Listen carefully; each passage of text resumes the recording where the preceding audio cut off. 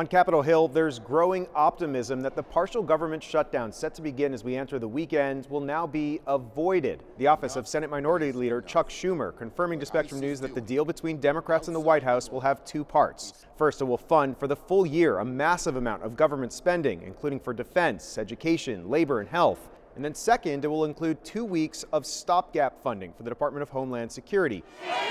That's the agency that's been embroiled in controversy since it oversees the president's immigration crackdown. This short-term funding measure will give lawmakers more time to debate a series of reforms being demanded by Democrats and even some Republicans who have become increasingly alarmed by the immigration crackdown in Minneapolis and elsewhere. Among those demands are an end to roving patrols, a new code of conduct for officers, and a requirement that officers remove their masks and wear body cameras. Here was Senator Chuck Schumer calling for those changes on the Senate floor on Thursday. Americans do not support ICE terrorizing our streets, operating outside the law, killing American citizens.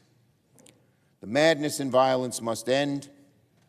Congress must act. On social media, the president endorsed the proposal, writing hopefully both Republicans and Democrats will give a very much needed bipartisan yes vote.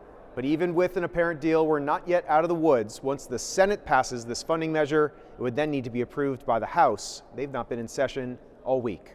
Reporting here on Capitol Hill, I'm Evan Koslof, Spectrum News.